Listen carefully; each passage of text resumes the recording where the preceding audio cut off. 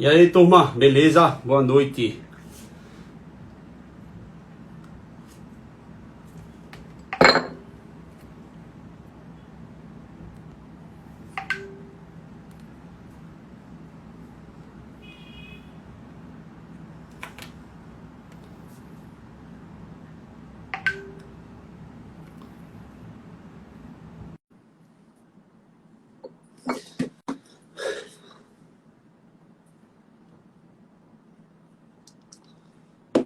E aí, turma, tudo bom? Boa noite.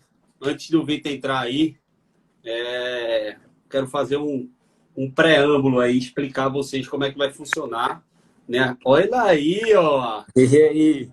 Dale, cara. Fala, Paulinho. Beleza? Opa, tô posicionando Tá aqui. bom? Tá escutando bem aí, parceiro? Tá, tudo tranquilo. Tô ouvindo bem. Simbora. Parceiro, eu vou explicar primeiro a galera aqui como é que vai funcionar e aí depois eu vou te apresentar aí para quem não te conhece, essa fera. Beleza. Ó, é o seguinte, o empreender tá na moda, né? Que é essa série que eu tô bolando aí, eu tô fazendo, que tá até consumindo muito meu tempo, mais do que deveria. Mas eu tô bolando isso porque meu intuito desde sempre é ajudar, fazer de forma gratuita mesmo e tentar trazer o máximo de conteúdo que eu puder. E aí chegou num ponto onde eu tô achando que eu tenho que convidar pessoas que são melhores do que eu em algumas áreas. Um desses caras é Vitor aí. Vitor é o garoto prodígio lá da turma da gente do MBI. E Vitor se tornou referência lá pra galera, por incrível que pareça. Vitor é novo pra caramba, só tem 27 anos. Mas ele conduz lá a empresa familiar dele lá. A gente até visitou agora. E ele se tornou referência nessa parte aí de indústria de confecção 4.0. E eu vou fazer uma apresentação aqui para vocês saberem, né? Que você vê assim um cara mais novinho, então você não tem ideia do que o cara carrega nas costas. Então a cara dele de cansado aí, acabou de chegar em casa, Trabalhando muito. trabalhando muito, né, velho? Tem 5.000 peças para tirar por dia, né, irmão? Aí é pau, velho. Então, Vitor. Vitor tem 27 anos, formado em administração, né, em 2016. Se eu errar alguma coisa aí, Vitor, tu atrapalha. Especialização em controladoria e finanças. Fez administração no IBMEC São Paulo, formou em 2016. Especialização em controladoria e finanças pelo ISP. Fez o mesmo curso que eu, né? Indústria 4.0 do Senai, lá do CEPIC. Deixa eu ver aqui. E aí, aqui agora entra na parte da empresa, né? Isso aí são as especializações do Vitor. A empresa do Vitor começou em 1983, mas não era deles ainda. Eles compraram em 1995. Hoje é a maior confecção de uniformes profissionais do Brasil, né? Fabricando aí homologado Santista, toda vez ele me lembra de eu falar isso. E fabricando 5.000 peças BIA e tem 350 funcionários diretos e 350 e 400 funcionários indiretos. E uma coisa que me chamou muita atenção quando eu perguntei isso a ele, que ele me falou, ele disse assim, quando a gente comprou a empresa, o ponto de equilíbrio da empresa era 16.000 peças, e eles estavam fazendo 3.000. E é a falha de muita confecção por aí, né? A galera às vezes trampa e não vê o dinheiro entrando porque não sabe muitas vezes nem qual é o seu ponto de equilíbrio. Então, brother, errei alguma coisa? Não, tá sabendo mais do que eu já. Tô fera. E aí, irmão, eu queria começar fazendo algumas perguntas. Eu tenho algumas perguntas que as pessoas mandaram aqui, mas eu queria Legal. primeiro que, na verdade, que tu desse uma introdução, porque assim, o que eu notei quando eu estive aí na tua fábrica é que tu tem muito processo bom, que desse processo tu conseguiu extrair a tecnologia, mas aí, e eu também sendo do setor, foi uma coisa que até despertou em mim, que sem o processo não funciona, porque eu tentei implementar algumas coisas que eu vi na tua fábrica e não consegui. Então, eu queria que tu explicasse como é que foi esse processo de implementação para deixar do jeito que está hoje, tão organizado, né? Uhum.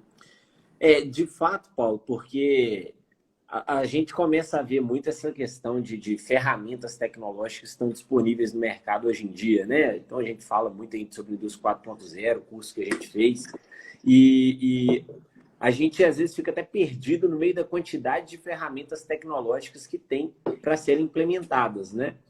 Mas, de fato, não é simplesmente comprar um equipamento e jogar ele para dentro da fábrica, porque senão vai ser só custo, né? E a gente, como empresário, uma coisa que a gente tem que sempre preocupar é com a questão de custo. Porque não adianta ter uma fábrica extremamente moderna, extremamente bonita, mas que, no final das contas, não está tendo eficiência, não está dando resultado, não está dando lucro, né?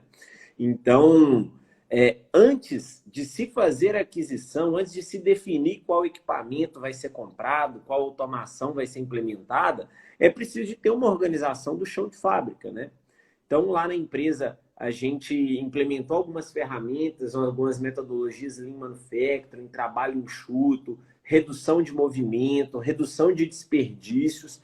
E depois que a gente tinha um processo redondo em todas as áreas, a gente iniciou com a implementação de algumas tecnologias nos setores, mas que eles vêm para complementar e para agregar mais, e não para ser a organização da fábrica do início ao fim, porque se você contar só com ela, ela não vai ser a solução de tudo sozinha. Eu vejo muito assim também, tá? Porque é o seguinte, o que eu noto pelo menos é a minha visão disso. Quando a gente tá no curso mesmo, a cabeça da gente fica fervilhando, né? A gente vê a galera fazendo camisa básica sem costureira, sem usar mão de obra humana. E aí a gente fica viajando naquilo ali, a gente vê a planta lá do Senai e fica, meu Deus do céu, se sentindo até atrasado em certas coisas. Mas eu sinto essa mesma situação que você, eu acho que muitos empresários também sentem, que a gente, às vezes, tem aquela ideia, quer implementar, mas financeiramente e também o trabalho que aquilo vai trazer talvez não seja, né, não compense a curto e médio prazo, que é o que a gente precisa. Infelizmente, por mais que a gente queira trazer tecnologia e tal, o que a gente mais precisa é eficiência. É entregar o nosso produto, é fazer um negócio rápido com o menor custo que a gente pode. Entendeu? Então, eu acho que é bem por aí mesmo. E o que é que acontece, brother? Legal. A galera que está aqui, ela é mais uma galera de... Tem uma turma de confecção e tem uma galera também de moda. E aí eu queria trazer essa questão da tecnologia, da fábrica, o que é que o cara tem que perguntar para a fábrica, o que é que ele tem que ver na fábrica, para ele contratar um prestador de serviço, entendeu? Porque a turma vai muito para o privado, vai muito atrás de confecção para produzir a roupa dele. E puxando para esse lado do 4.0, o que é que tu acha que ele deveria investigar ou perguntar ao cara da indústria lá para poder saber se aquela indústria está dentro do que ele espera, ter a tecnologia e a eficiência que ele quer, entendeu? E qualidade de produto, claro. Bom, Paulinho, eu acho que assim, quando a gente vai atrás de uma outra confecção parceira para poder se aliar aí com o nosso negócio, né? Eu acho que é saber exatamente nesse último assunto que você falou, como que é a organização dessa fábrica, como são os controles deles, eu acho que talvez a gente buscar em fornecedores, em facções, uma fábrica evoluída a nível final da indústria 4.0, não adianta ter essa expectativa, porque eu acho que no Brasil como um todo, e principalmente no nosso segmento, está todo mundo engatinhando ainda, né? A gente tem alguns segmentos que estão mais avançados, um segmento automobilístico, alguma coisa do tipo, mas principalmente o nosso segmento ele ainda está iniciando. Então, eu acho que o principal é, pelo menos, identificar o nível de digitalização desses parceiros. Se eles fazem os controles deles todos manuais, se o controle das ordens de produção, das vendas, das notas, do estoque, se isso é tudo feito de forma manual, de forma... às vezes tem até papel e caneta, né? Nosso segmento é um setor muito pulverizado e composto de muitas pequenas empresas. Então, essas empresas que normalmente vão fazer essa prestação de serviço, a gente tem que pelo menos identificar se ela tem algum nível de digitalização, porque isso pelo menos vai refletir que ela vai ter uma organização interna, que ela vai ter um controle sobre os processos mais eficiente, e eu acho que a gente pode tomar isso aí por base.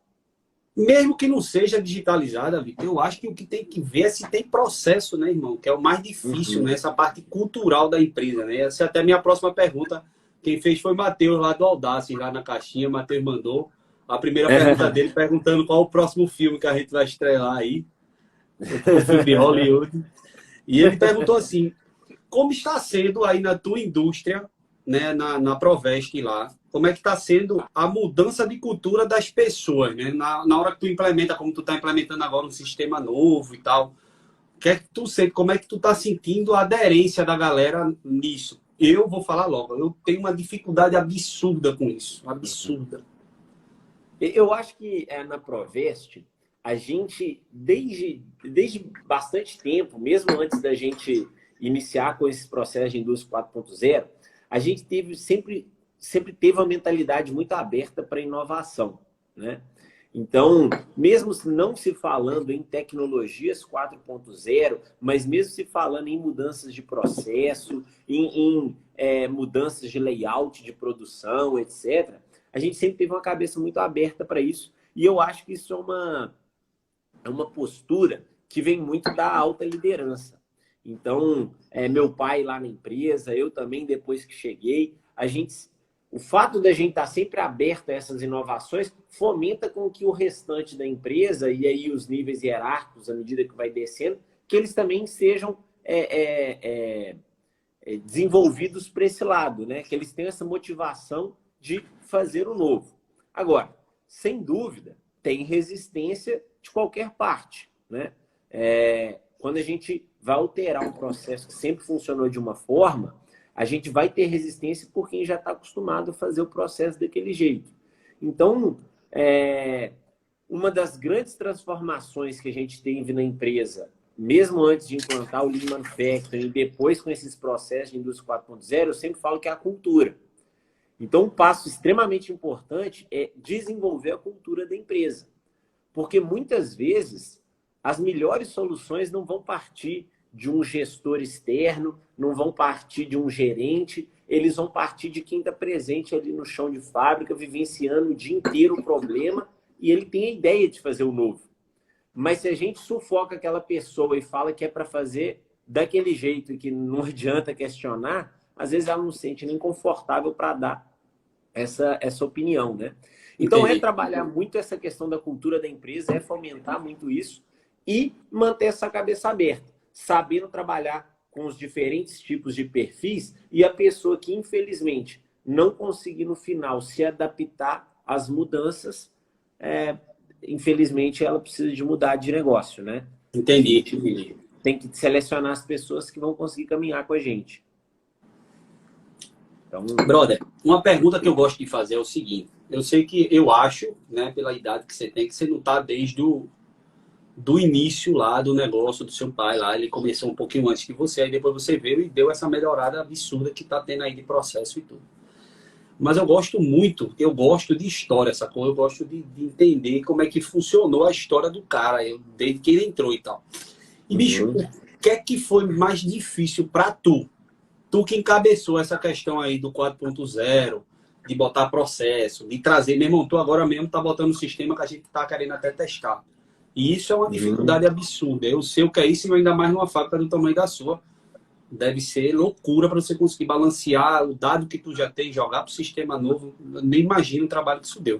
Passamos mas, assim, 2 meses de sufoco aí, mas agora, graças a Deus... Agora tá indo, né? Tá melhorando, na verdade, redondo, né? Agora Trabalho tá e depois redondo. melhora, né? E aí, o que é que acontece? Eu queria saber, bicho, nesse teu período, o que é que te deu mais trabalho, foi mais difícil para tu, assim, se tem algum ponto que tu tem, assim, que, bicho, ó, isso aqui foi difícil, mas esse negócio aqui, realmente, para mudar, pra gente dar esse passo, foi sinistro. Bom, Paulo, eu voltei para a empresa já tem mais ou menos uns 6 anos, né? Então, aí só falando um pouquinho, desde que eu cheguei na empresa, eu assumi um pouco da área comercial para poder entender um pouco a demanda do cliente. Eu acho que isso era uma conversa minha com meu pai, né? Não adianta, a empresa é feita para atender uma demanda. Ela não produz para depois vender. Ela tem que saber o que o cliente quer para ela saber o que ela vai produzir, né? Então, esse meu contato inicial foi na área comercial para eu entender o que era o mercado, qual que era a demanda do mercado, entender como é que era o relacionamento com o cliente, o que a gente podia fazer melhor, quais que eram as dores deles, né? Depois que eu tive isso bem dominado, eu fui entrando um pouco mais para dentro dos processos da empresa e aí sim entendendo como que a gente conseguiria fazer mudanças, como que a gente conseguiria fazer melhorias. Eu acho que, como eu coloquei por todo essa cultura lá da empresa, a equipe sempre comprou muito bem o projeto, né? Eu acho que uma vez que está muito claro na cabeça de todo mundo onde que a gente quer chegar, para onde que nós queremos ir, e a equipe compra o projeto junto, isso fica bem mais fácil. Mas eu acho que o principal desafio é sempre compartilhar uma presença da liderança da empresa nos projetos para fazer ele vingar e, ao mesmo tempo, você manter o trabalho de rotina que você tem que não para. Porque o grande problema hoje das inovações na empresa, quando depende da alta gestão acompanhar, é que ela tem 1 milhão de outros afazeres e, uma vez implantado um processo novo, se não tiver alguém ali acompanhando e garantindo que ele aconteça, você demora 6 meses para implementar e demora 6 dias para voltar para o processo anterior. Isso acontece lá na Provest. A gente mudou um pouco o nosso processo de produção, demoramos muito tempo para conseguir alterar ele para o modelo de manufacturing, e se deixar, rapidinho o pessoal quer voltar para o modelo anterior, porque era o que já está acostumado. Então, isso suga muita energia, suga muito tempo de quem está à frente desse processo. E se você não souber conciliar o seu tempo de resolução de problemas de rotina do dia a dia, gestão de clientes, gestão financeira, gestão de outros setores, com o seu tempo de fazer essas implementações em si, você acaba atropelando tudo, não sai nada bem feito, e aí, no final das contas, não é que o processo é ruim, é você que não conseguiu fazer uma transição bem feita. Então, eu não diria que os desafios nesses processos são a implementação dele em si. É a dificuldade de comprar e colocar um maquinário para rodar, é a dificuldade de trocar um sistema, é a dificuldade de mudar um modelo tradicional para um modelo em manufacturing. E sim você conseguir conciliar o seu tempo para você fazer aquilo acontecer, né? E trazer o time junto. Então, acho que isso é o que acaba desgastando a gente um pouco mais e que é necessário cuidar. Que puxa um pouco para o pessoal, né? Eu penso assim, que esse tempo que você está falando aí é aquela história, por exemplo. Vou dar um exemplo a você hoje. Hoje, eu fui na cabeça para a fábrica assim, não, eu vou chegar lá e vou fazer isso, isso, isso e isso, e vou almoçar e vou atender 2 clientes à tarde que eu tenho. Meu sonho. Meu sonho. Na hora que eu cheguei, já puxou reunião, 1h30 de reunião, pau, não sei o que, aí outra coisa, o risco que não sei o que. Então, assim, já mudou tudo. E é como você está falando, o cara tá dentro para mudar um processo, tarará, o cara tem que estar com a cabeça voltada naquilo ali e ter um tempo para se dedicar e mostrar como é que quer, não é isso? Então, às vezes eu acho que puxa até para um pouco desse tempo pessoal que a gente, que é seu caso também, que está na alta gestão, a gente é muito puxado pela própria equipe. Ó, vem cá, isso aqui, a galera não deixa a gente parar para... Aí tem que ser no terceiro turno, só que muitas vezes no terceiro turno você não tem condição de estar lá na fábrica mostrando como é que vai ser, perguntando, mostrando. Tá? Aí é isso que eu acho que complica, né? E você falou um ponto aí que é verdade, porque quando a gente vai fazer essas mudanças, o nosso segmento é diferente de outros segmentos que não são de indústria, né? O segmento de indústria não adianta, qualquer alteração que você for fazer tem que ser no horário de serviço. Então, se a gente está mudando um método de produção, se está implementando uma ferramenta, se está implementando uma tecnologia, não tem como eu fazer isso fora do horário. Então, a gente tem que abdicar das funções do dia a dia para cuidar durante o horário de serviço na implantação, em fazer treinamento com a equipe, acompanhar os desenvolvimentos, e o extraturno, aí sim você para resolver o que você normalmente resolveria. Aí que você vai parar para ler e-mail, vai parar para responder cotação, vai ver cliente, vai ver fluxo de caixa. Então, essa conciliação aí tem que estar bem feita. Vai responder os amigos que estão pedindo para fazer live? Só no extraturno. É verdade. Ô, Vitor, me diz tu, irmão, o que é que tu vê de futuro para a gente, cara? Porque a gente é do mesmo setor, né? A gente é da mesma coisa. Mas, assim, de maneira geral, assim, cara, o que é que tu vê de futuro? Tu acha que essa futurologia toda que vem há anos aí, que eu sou meio cético às vezes, tá? Eu curto e vejo a tecnologia chegando. Eu vejo como o professor de ontem, né, da aula falou que existem muitas rupturas, né? Por exemplo, do cavalo para o carro.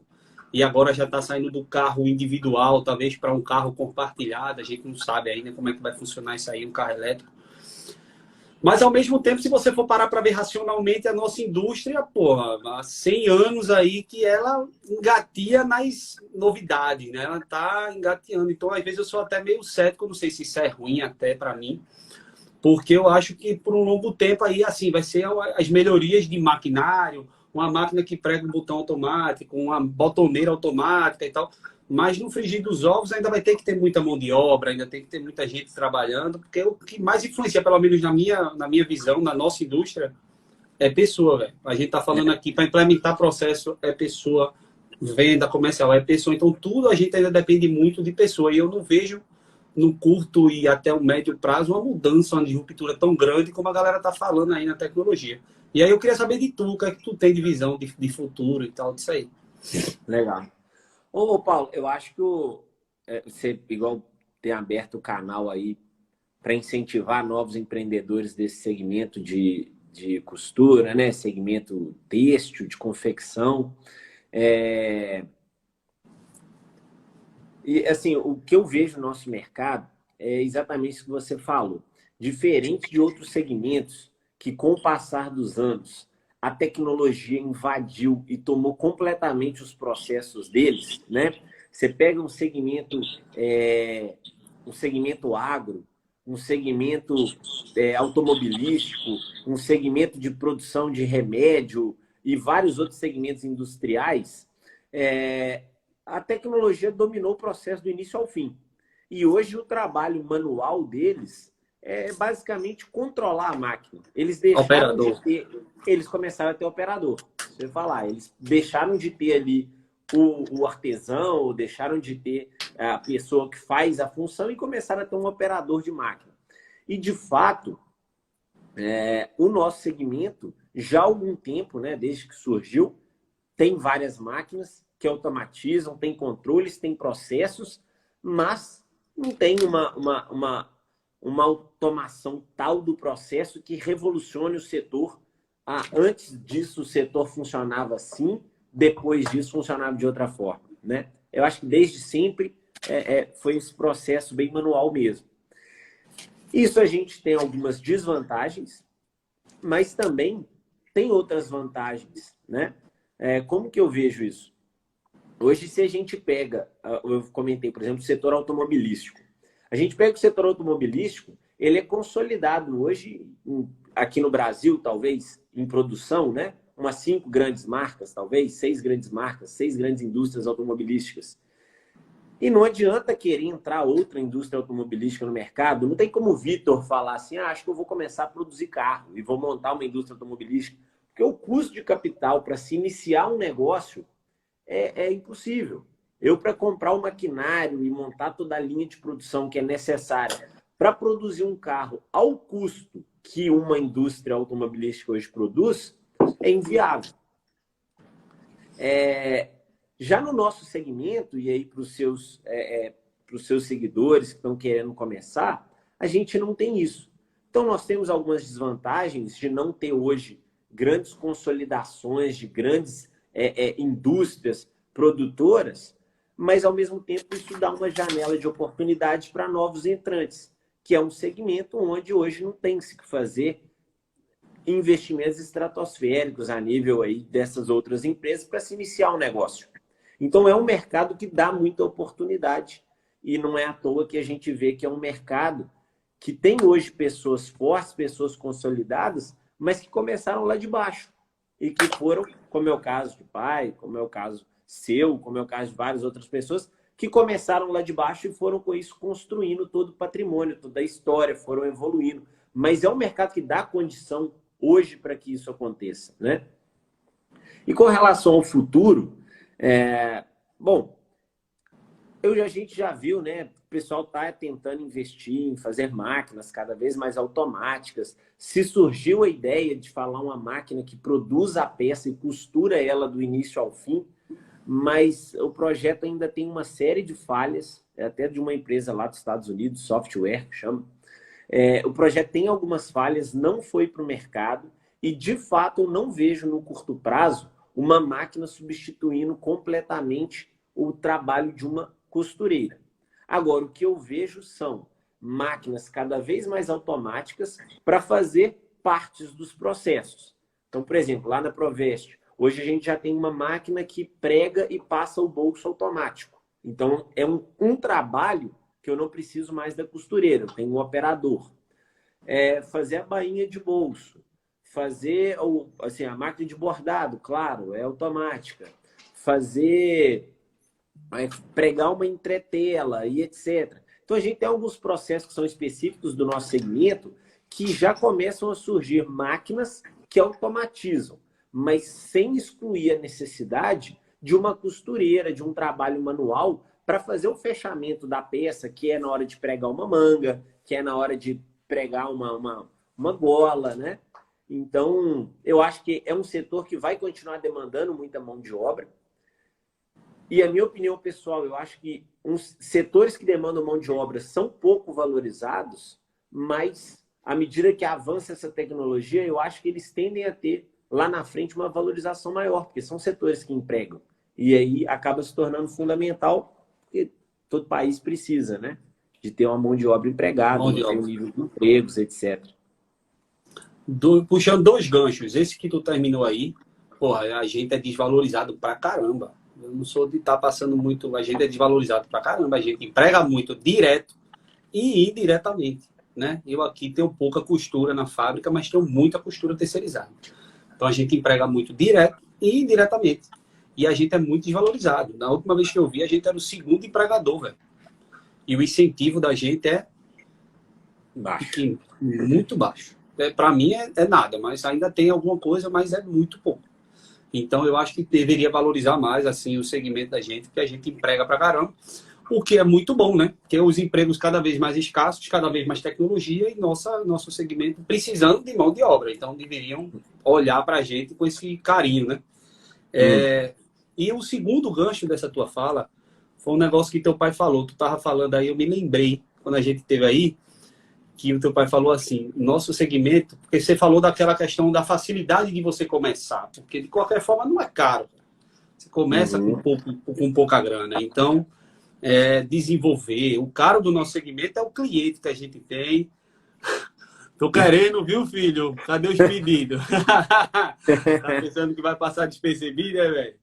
Aí, é um segmento que a barreira de entrada é muito baixa. Mas o caro, cara, é ter a quantidade de contratos que você tem, atender o cliente que você atende, ter a qualidade no produto no qual você atende. Às vezes é até difícil da gente falar isso para quem não entende, né? Você mostrar a qualidade do seu produto, a qualidade dos seus processos, o que você precisa demandar para chegar naquilo ali que você está entregando.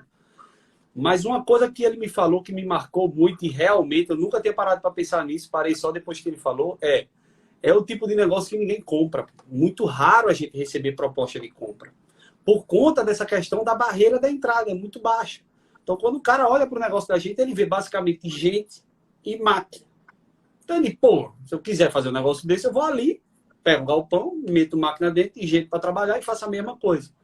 Então, tem pouco valor percebido no negócio, né? E realmente, né, às vezes a gente luta, ganha relativamente bem, porque a gente é uma transformadora, né? A gente pega a matéria-prima e transforma em produto, e aí acaba sendo uma margem legal, mas no final a gente acaba ficando sem esse valor percebido, né? Não sei se tu tem essa mesma visão que eu tive agora. Eu peguei uma fala do teu pai lá no dia, mas me marcou. Não, acho que isso mesmo. Acho que tem outros segmentos aí que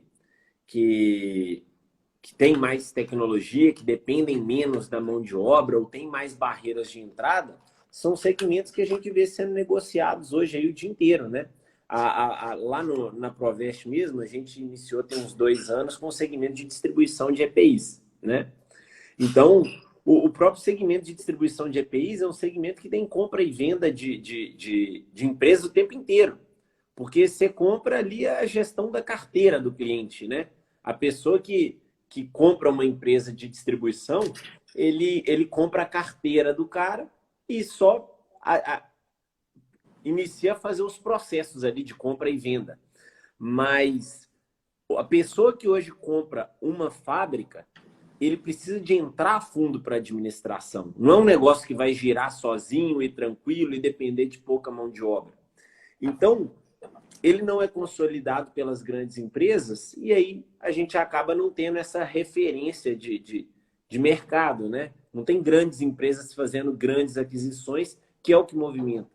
Então, é como eu falei, né? Tem os pontos positivos para quem está entrando, principalmente, mas tem os pontos negativos também para a gente que já está dentro do mercado e não percebe essa valorização.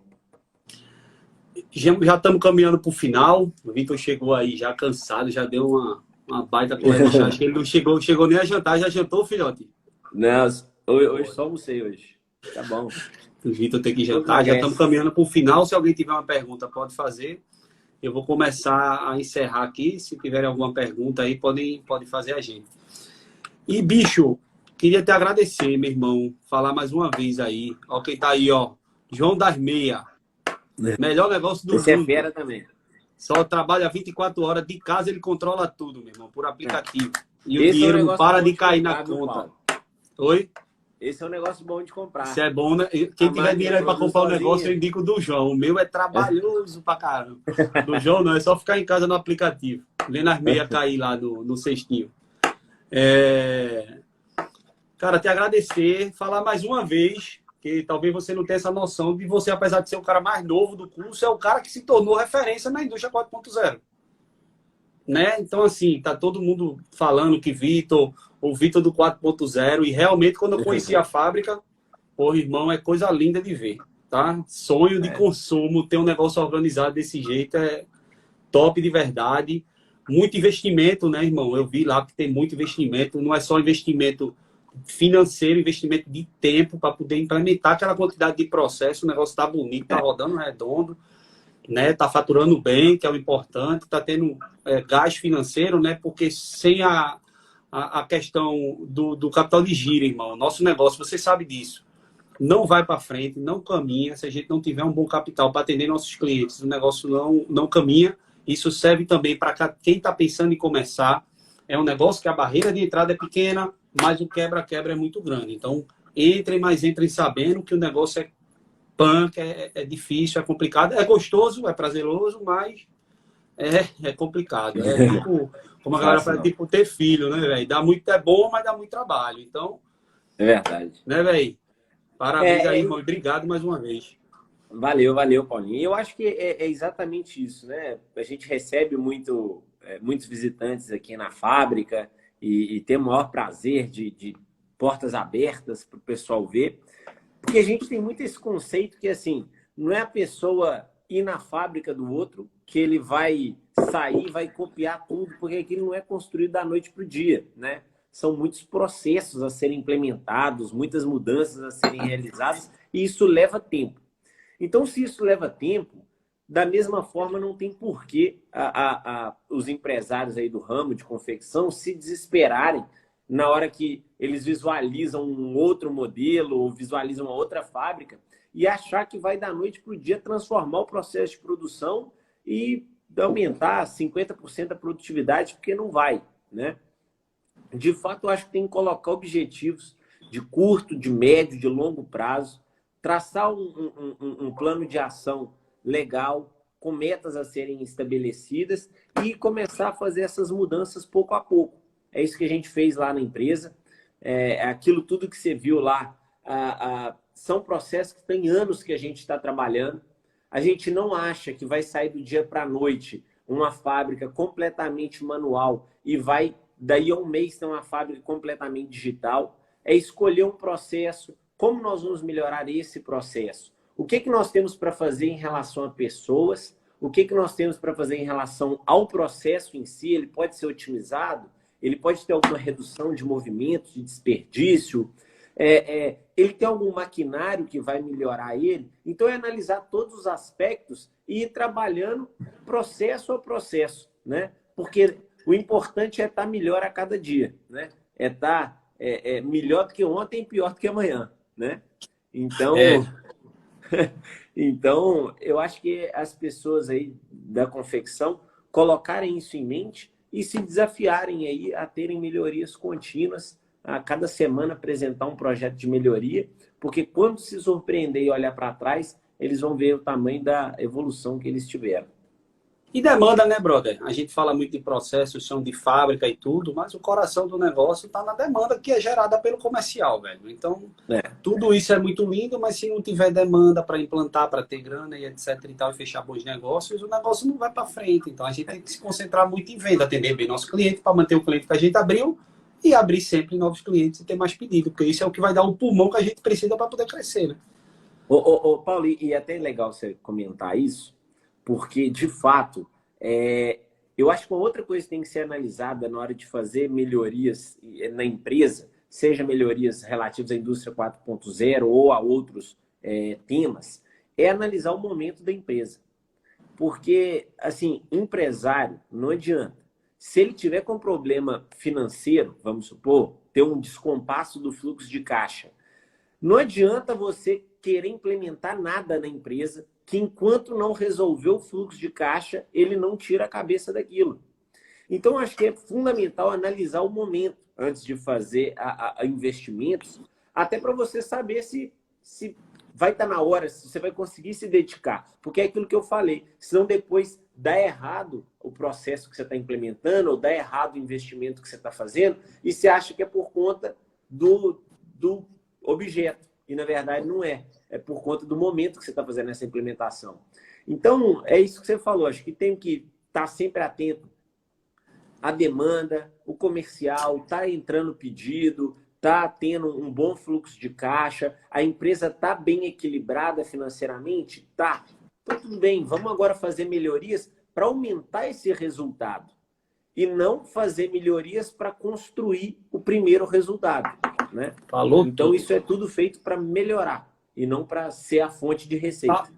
Falou tudo. Voltando até lá para baixo, o que é que acontece? Às vezes o cara começa um negócio como esse, de confecção, e entende um pouco de costura, de corte e tudo mais, e se apega muito a maquinário de última geração, coisa boa, tá? E esquece que o principal, meu irmão, não é tu ter a melhor máquina, o melhor processo, o negócio digital, um painel na tua cara. O principal do negócio é você receber o pedido, entregar o pedido decente para o seu cliente e ter o seu dinheiro para que você continue melhorando. Sua empresa não cresceu e ficou o que ficou em 2, 3 anos, não. O negócio leva um tempo. Então, o dia a dia, a venda, a melhoria, o caixa, com atenção nessa bexiga desse caixa. A gente acabou de passar por uma pandemia. Quem estava meio bambo terminou de se quebrar, entendeu? Então, Verdade. É banco e outra que você falou aí, velho. Meu irmão, se você tiver com problema de caixa, a sua energia vai toda para a pastinha dos boletos. Você não vai ter cabeça mais para pensar em nada, irmão. Então, não adianta. Se preocupa com venda, vende bastante, entrega tudo certinho, que aí depois você vai pensar em botar maquinário, fazer melhoria, mudar de estrutura, tudo isso, né? Isso aí. Filosofia Fechou? é essa. Fechou? Vai comer, velho. Legal, Paulinho. Obrigado, viu, pelo convite. Valeu, velho. Eu que Foi um prazer agradeço estar aí. aqui hoje. Sucesso aí para você no canal. Acompanha os vídeos aí todo dia. Na semana Atreve-se a gente vai falar mais. de jeans, viu? Você sabe com que eu vou falar de jeans, né? Já sei, o Rafa. Pronto, acompanhe, filho. Lógico, vou estar aí assistindo. Uso minha camisa quase todo dia. Tá Só fedendo não, tá? Mas não, tá não. Nem fedendo, nem marrotada. Nada. Ela é nota 10. E Fechou, o que você velho. precisar, conta com a gente aí. Se depois o pessoal que assistir as gravações, né, tiverem qualquer dúvida, quiserem bater um papo, manda aí para você me repassa aqui, a gente tá sempre à disposição. Fechou, pai. Obrigado, viu? Um abraço. Beleza? Valeu, Tchau. Paulinho. Abraço. Tchau, tchau.